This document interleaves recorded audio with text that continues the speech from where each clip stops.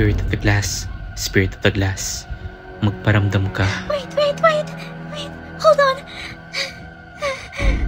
Are you sure about this? Baka merong lumapit sa atin na spirit mamaya tapos isa sa atin yung masasanipan.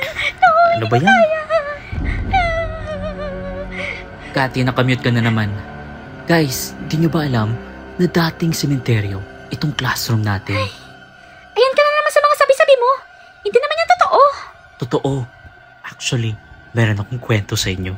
Alam mo ba, isang araw, may isang estudyante na nanaginip na nag-iba daw yung mukha ng mga kaklase niya. Nangyari daw yun dito mismo sa classroom natin. Who can recall sa lesson na tinalaki natin kahapon?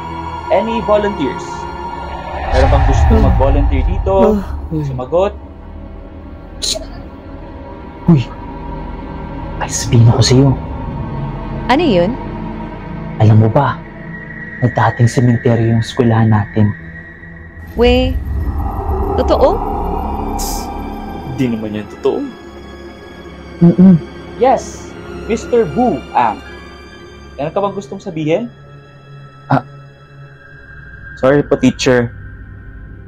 Okay, mamaya na yung chika sa kapwa niyong classmate. Okay, focus muna tayo dito. Ikaw kasi. At makinig sa lesson natin for today. Okay. Anyway, so our lesson for today is talks about.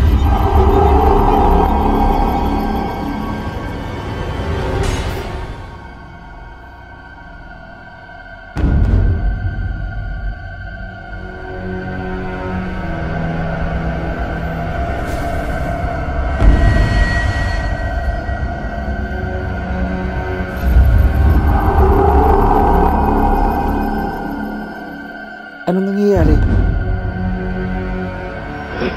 Class, may bago pala kayong classmate ngayon.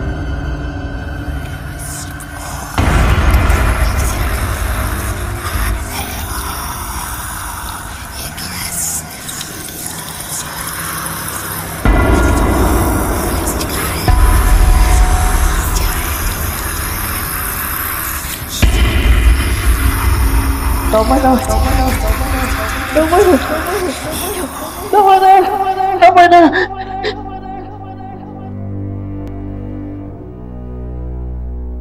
Yes?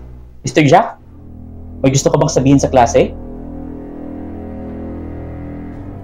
Anong nangyari sa kanya?